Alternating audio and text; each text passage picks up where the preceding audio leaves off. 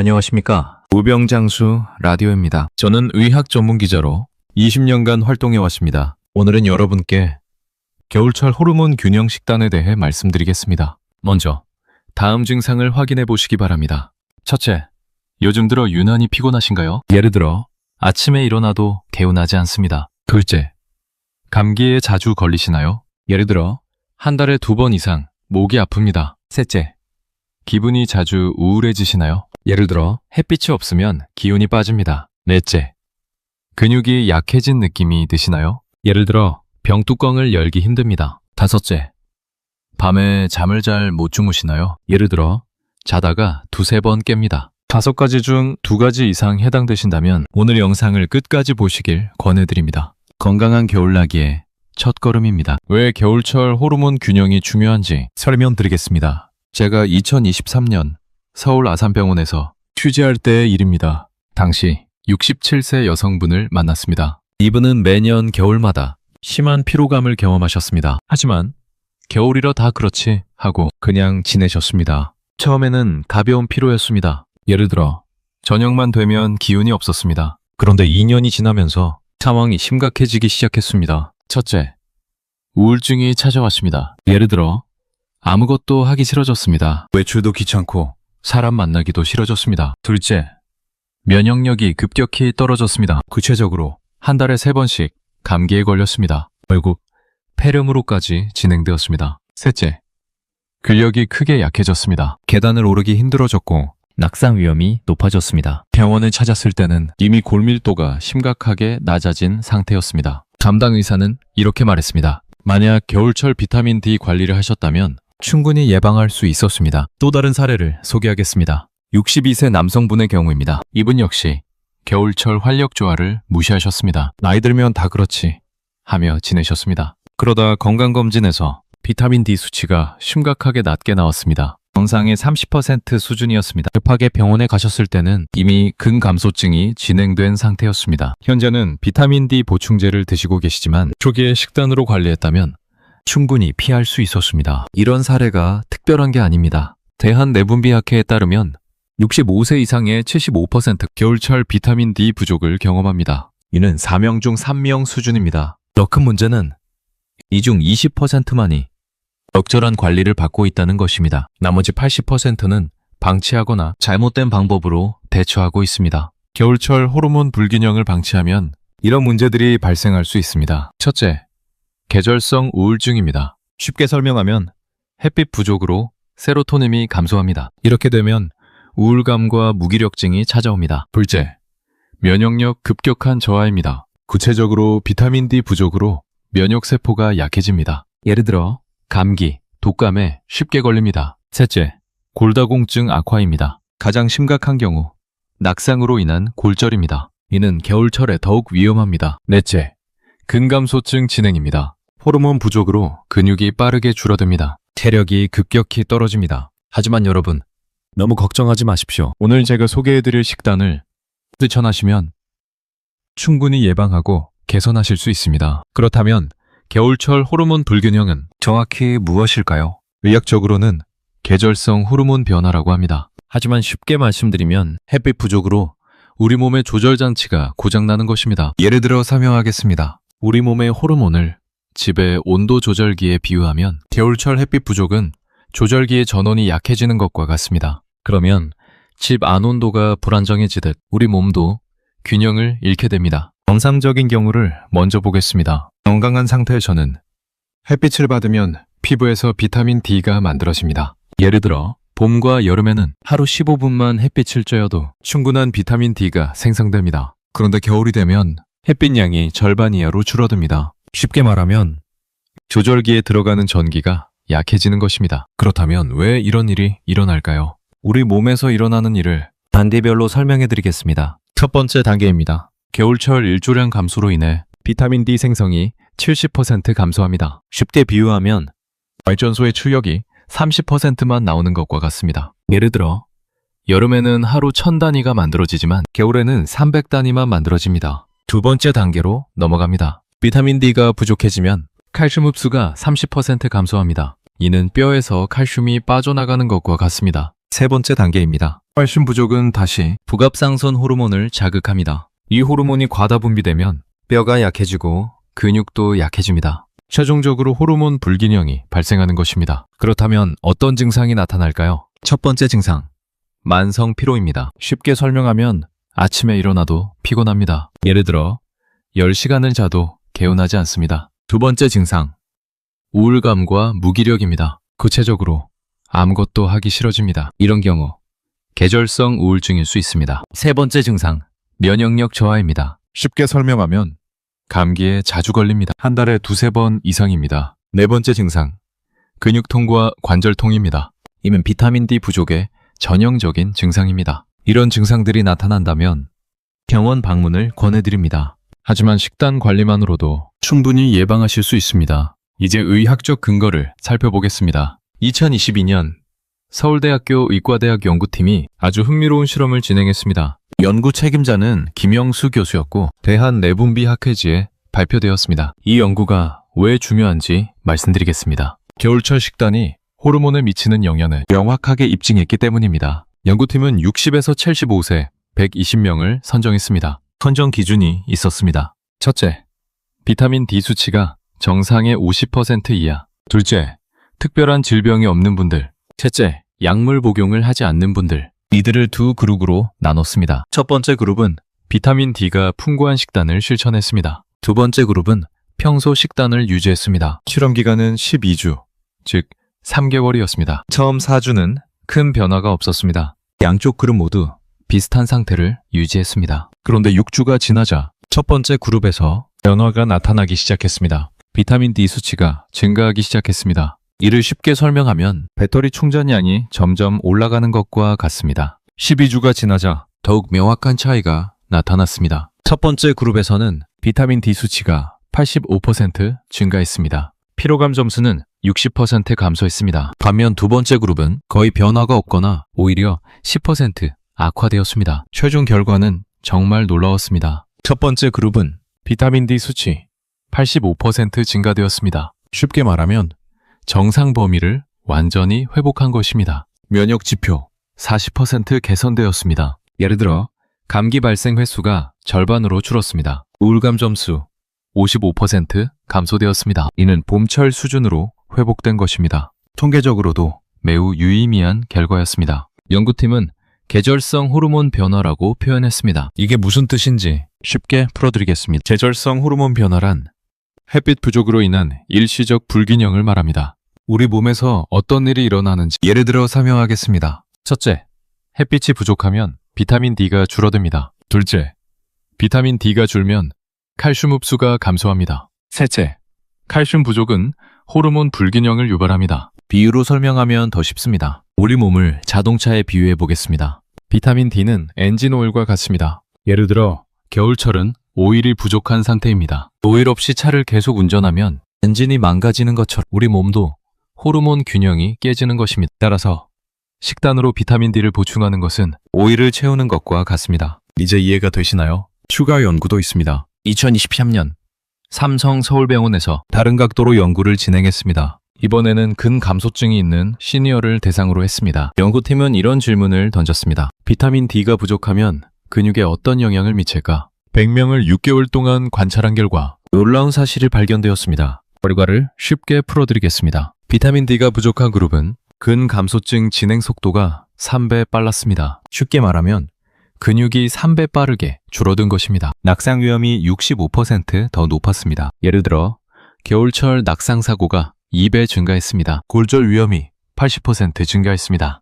이는 매우 심각한 수준입니다. 반대로 충분히 섭취한 그룹은 근육량을 잘 유지했습니다. 이 수치가 어느 정도인지 비교해 보겠습니다. 우유 한 컵의 비타민 D는 100단위입니다. 연어 100g의 비타민 D는 1000단위입니다. 이것은 약 10배입니다. 예를 들어 설명하면 우유 10컵과 연어 100g이 같은 양입니다. 해외에서도 유사한 연구가 있습니다. 미국 하버드 의대의 2021년 연구에서도 같은 결과가 나왔습니다. 특히 겨울철 비타민 D 부족이 계절성 우울증의 주요 원인으로 밝혀졌습니다. 이는 국내 연구 결과를 뒷받침합니다. 제가 2023년 서울 아산병원에서 매분비내과 박정민 교수를 취재했을 때의 이야기입니다. 교수는 이렇게 강조하셨습니다. 겨울철 호르몬 불균형은 충분히 예방 가능한 문제입니다. 많은 분들이 너무 늦게 병원을 찾으시는데 조기에 식단 관리를 시작하시면 충분히 정상 수준으로 회복하실 수 있습니다. 이어서 교수는 이런 조언을 덧붙이셨습니다. 특히 60대부터는 비타민 D 흡수율이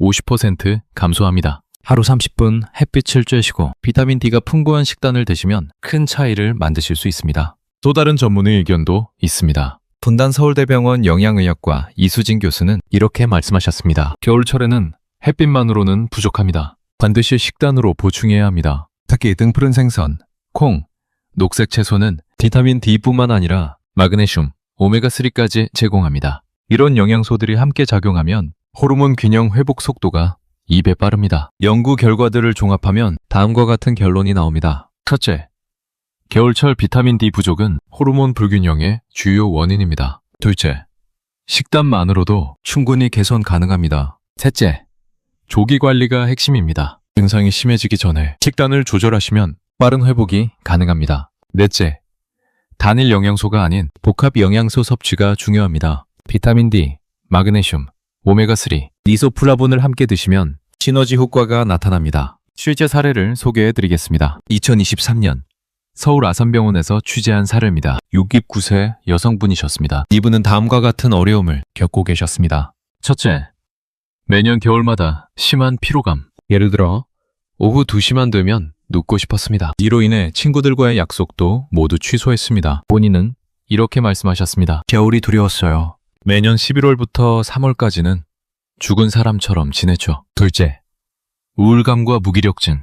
구체적으로 아무것도 하기 싫어졌습니다. 그래서 집에만 있고 TV만 봤습니다. 셋째, 면역력 저하. 한 달에 3번씩 감기에 걸렸습니다. 결국 독감으로까지 진행되었습니다. 검사 결과를 쉽게 설명하겠습니다. 비타민 D 수치가 12였습니다. 정상 범위는 30에서 100인데 이분은 약 40% 수준이었습니다. 쉽게 비유하면 배터리 충전량이 12%만 남은 것과 같습니다. 의료진은 다음 방법을 권했습니다. 하루 3끼 중 1끼는 비타민 D가 풍부한 음식으로 구성하라고 했습니다. 구체적인 식단입니다. 아침, 연어구이 100g, 두부 된장국, 시금치 나물. 점심, 고등어 조림 1토막, 콩나물국, 현미밥. 저녁, 평소대로 드시되 간식으로 견과류 한 줌. 실천 기간은 3개월이었습니다. 변화가 나타나기 시작했습니다. 4주 후 첫 검사에서 비타민 D 수치 12에서 22로 이는 83% 개선된 것입니다. 쉽게 말하면 배터리가 22%로 충전된 것입니다. 12주 후 종합검사에서는 더 큰 변화가 나타났습니다. 비타민 D 수치 정상 범위인 35를 회복했습니다. 피로감 점수 8점에서 3점으로 감소했습니다. 이분은 이렇게 말씀하셨습니다. 처음에는 반신반의했습니다. 생선을 이렇게 자주 먹어본 적이 없었거든요. 하지만 4주만 지나도 몸이 가벼워지는 걸 느꼈습니다. 지금은 겨울이 두렵지 않습니다. 오히려 활기차게 지내고 있어요. 특히 연어와 고등어를 번갈아 먹으니 질리지도 않고 좋더라고요. 실천 방법을 안내해드리겠습니다. 권장해드리는 음식은 3가지입니다. 첫 번째는 연어와 고등어입니다. 왜 연어와 고등어를 권해드리는지 설명하겠습니다. 연어 100g에는 비타민 D가 1000단위 들어있습니다. 고등어 100g에는 비타민 D가 600단위 들어있습니다. 우유에는 100g당 100단위입니다. 따라서 연어는 약 10배입니다. 고등어는 약 6배입니다. 쉽게 예를 들어보겠습니다. 우유 10컵에 1000단위라면 연어 100g에 1000단위입니다. 그렇다면 비타민 D가 왜 효과가 있을까요? 우리 몸에서 비타민 D는 호르몬 균형의 핵심 역할을 합니다. 쉽게 비유해드리겠습니다. 우리 몸을 오케스트라에 비유하면 비타민 D는 지휘자와 같습니다. 우리 몸에서 어떤 일이 일어나는지 단계별로 말씀드리겠습니다. 첫째, 비타민 D가 몸에 들어오면 간으로 갑니다. 예를 들어 연어를 먹으면 소화 후 간에서 처리됩니다. 둘째, 간에서 활성형으로 바뀝니다. 이 과정에서 칼슘 흡수를 돕는 호르몬으로 변합니다. 셋째, 뼈와 근육으로 전달됩니다. 결과적으로 뼈가 튼튼해지고 근육도 강해집니다. 연구에 따르면 비타민 D를 하루 1000단위 섭취하시면 골밀도가 3개월 내 15% 개선됩니다. 조리 방법을 안내해드리겠습니다. 먼저 재료를 준비하십시오. 연어 또는 고등어 100g, 약 1토막, 레몬즙 1스푼, 올리브유 1스푼, 소금 약간, 후추 약간. 조리 순서를 자세히 안내합니다. 첫째, 생선을 깨끗이 씻습니다. 예를 들어 흐르는 물에 30초 정도, 시간은 약 1분입니다. 포인트는 비늘을 완전히 제거하는 것입니다. 둘째, 키친타올로 물기를 제거합니다. 왜 이렇게 하는지 설명드리면 물기가 있으면 구울 때 튀기 때문입니다. 셋째, 소금과 후추로 밑간을 합니다. 먼저 소금을 약간 뿌리고 그 다음 후추. 이렇게 순서를 지키는 이유는 소금이 먼저 배어야 간이 고르게 되기 때문입니다. 넷째, 팬에 올리브유를 두르고 중불로 예열합니다. 중간에 생선을 올립니다. 한 면당 3에서 4분씩 굽습니다. 다섯째, 마지막에 레몬즙을 뿌립니다. 비린내 제거와 비타민C 추가 효과. 전체 조리 시간 약 10분입니다. 난이도는 쉬움입니다. 냉장 보관 1일까지 가능합니다. 냉동 보관 2주까지 가능합니다. 권장 섭취 하루 1회입니다. 1회 분량 100g입니다. 섭취 시간 점심이나 저녁 드시면 됩니다. 이유는 비타민 D는 지용성이라 식사와 함께 먹어야 흡수가 잘 되기 때문입니다. 함께 먹으시면 좋은 것이 있습니다. 아보카도. 건강한 지방이 비타민 D 흡수를 돕습니다. 이렇게 하시면 흡수율이 30% 증가합니다. 시금치. 마그네슘이 비타민 D 활성화를 돕습니다. 시너지 효과로 뼈 건강이 2배 좋아집니다. 다음 경우 주의하시기 바랍니다. 첫째, 신장 질환이 있으신 경우 일주일에 2회로 줄이시는 것을 권해드립니다. 이유는 과다 섭취 시 신장에 부담이 될 수 있기 때문입니다. 둘째, 혈액 응고제 복용 시 오메가3가 상호작용할 수 있습니다. 의사와 상담하시기 바랍니다. 셋째, 과다 섭취 시 비타민 D 과인증이 나타날 수 있습니다. 하루 4,000단위 이상은 피하시기 바랍니다. 참고로 북유럽 국가들에서는 이렇게 섭취합니다. 노르웨이는 주 5회 연어를 먹습니다. 예를 들어 아침 식사로 훈제 연어를 먹습니다. 이런 방식도 좋은 참고가 될 수 있습니다. 두 번째는 콩과 두부입니다. 왜 콩과 두부를 권해드리는지 설명하겠습니다. 콩 100g에는 이소플라본이 100mg 들어있습니다. 두부 100g에는 이소플라본이 30mg 들어있습니다. 이소플라본은 무엇일까요? 식물성 에스트로겐입니다. 쉽게 비유하면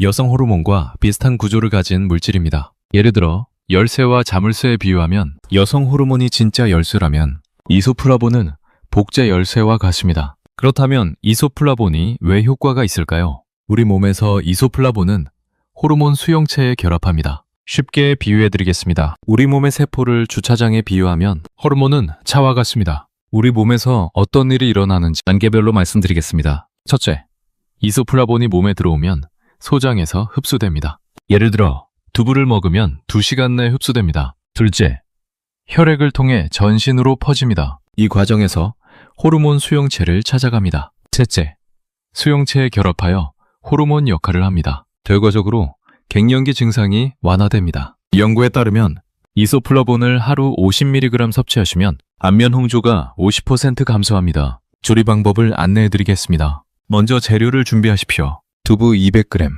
약 반모, 콩나물 100g, 약 1줌, 된장 2스푼, 물 500ml, 다진 마늘 1스푼, 대파 약간. 조리 순서를 자세히 안내합니다. 첫째, 두부를 깍둑 썰게 합니다. 예를 들어 2cm 박을 2cm 크기로. 시간은 약 2분입니다. 포인트는 너무 작게 자르지 않는 것입니다. 둘째, 냄비에 물을 넣고 끓입니다. 왜 이렇게 하는지 설명드리면 물이 먼저 끓어야 된장이 잘 풀리기 때문입니다. 셋째, 된장을 넣고 잘 풀어줍니다. 먼저 된장 2스푼, 그 다음 다진 마늘. 이렇게 순서를 지키는 이유는 된장이 먼저 풀려야 국물 맛이 좋기 때문입니다. 넷째, 콩나물과 두부를 넣습니다. 중불에서 5분간 끓입니다. 주의사항은 너무 오래 끓이면 두부가 부서집니다. 다섯째, 마지막에 대파를 넣습니다. 향을 살리기 위해 전체 조리 시간 약 15분입니다. 난이도는 쉬움입니다. 냉장 보관 2일까지 가능합니다. 냉동 보관 권장하지 않습니다. 권장 섭취 하루 1에서 2회입니다. 1회 분량 두부 100에서 200g입니다. 섭취 시간 아침이나 저녁 드시면 됩니다. 이유는 단백질이 풍부해 포만감이 오래 유지되기 때문입니다. 함께 먹으시면 좋은 것이 있습니다. 미역, 칼슘 흡수를 돕습니다. 이렇게 하시면 뼈 건강 효과가 증가합니다. 버섯, 비타민 D가 추가됩니다. 시너지 효과로 면역력이 좋아집니다. 다음 경우 주의하시기 바랍니다. 첫째, 갑상선 질환이 있으신 경우 하루 1회로 제한하시는 것을 권해드립니다. 이유는 과다 섭취 시 갑상선 기능에 영향을 줄 수 있기 때문입니다. 둘째, 유방암 가족력이 있으신 경우 의사와 상담하시기 바랍니다. 이소플라본에 에스트로겐 유사작용 때문입니다. 셋째, 과다 섭취 시 소화불량이 나타날 수 있습니다. 하루 두부 1모2매로 드시기 바랍니다. 참고로 일본 오키나와에서는 이렇게 섭취합니다. 매일 두부와 된장국을 먹습니다. 예를 들어 아침은 두부 된장국, 저녁은 두부 조림.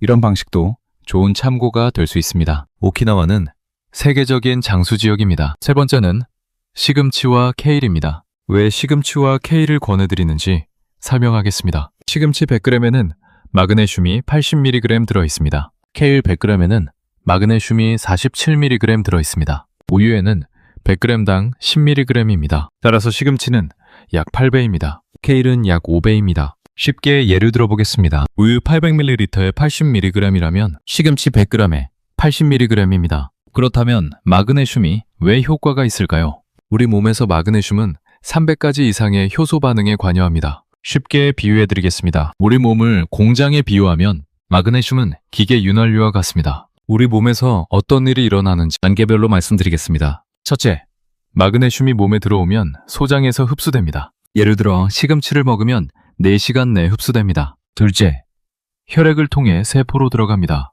이 과정에서 에너지 생산에 관여합니다. 셋째, 비타민 D를 활성화시킵니다. 결과적으로 칼슘 흡수가 증가합니다. 연구에 따르면 마그네슘을 하루 300mg 섭취하시면 피로감이 40% 감소합니다. 조리 방법을 안내해드리겠습니다. 먼저 재료를 준비하십시오. 시금치 또는 케일 200g, 약 1단, 참기름 1스푼, 다진 마늘 1스푼, 소금 약간, 깨소금 1스푼. 조리 순서를 자세히 안내합니다. 첫째, 시금치를 깨끗이 씻습니다. 예를 들어 흐르는 물에 3회 이상, 시간은 약 2분입니다. 포인트는 뿌리 부분을 특히 잘 씻는 것입니다. 둘째, 끓는 물에 소금을 약간 넣고 데칩니다. 왜 이렇게 하는지 설명드리면 소금이 색을 선명하게 유지시키기 때문입니다. 데치면 시간은 30초입니다. 셋째, 찬물에 헹구고 물기를 짭니다. 이렇게 순서를 지키는 이유는 찬물에 헹궈야 색이 변하지 않기 때문입니다. 넷째, 참기름, 다진 마늘,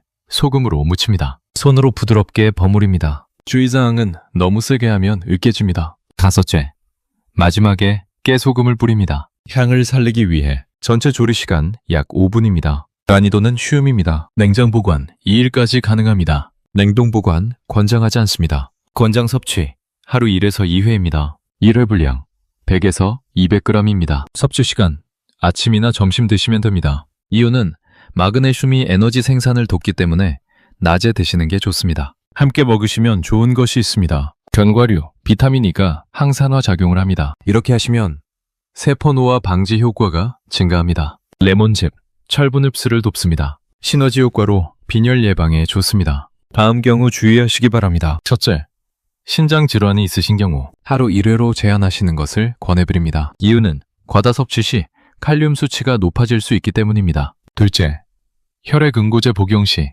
비타민 K가 약효에 영향을 줄 수 있습니다. 의사와 상담하시기 바랍니다. 셋째, 과다 섭취 시 설사가 나타날 수 있습니다. 하루 200g 이내로 드시기 바랍니다. 참고로 지중해 연안 국가들에서는 이렇게 섭취합니다. 매일 다양한 녹색 채소를 먹습니다.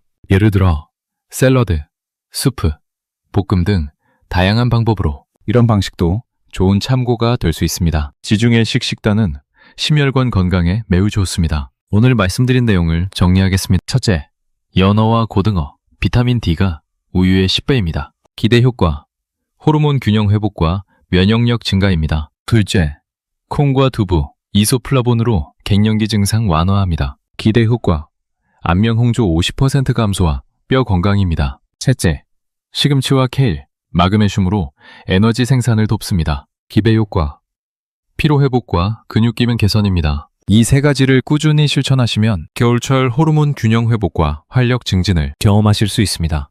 여러분, 기억하시기 바랍니다. 겨울철 호르몬 불균형은 충분히 예방하고 관리하실 수 있습니다. 늦었다고 생각하지 마십시오. 지금 시작하시는 것이 가장 빠른 길입니다. 처음에는 어려울 수 있습니다. 하지만 4주만 지나도 변화를 느끼실 겁니다. 천천히, 꾸준히 실천하시길 바랍니다. 여러분의 건강을 응원합니다. 여기까지 무병장수 라디오였습니다. 오늘 영상이 도움이 되셨다면 구독과 좋아요 부탁드립니다. 다음 영상에서 더 유익한 건강 정보로 찾아뵙겠습니다. 건강하십시오. 감사합니다.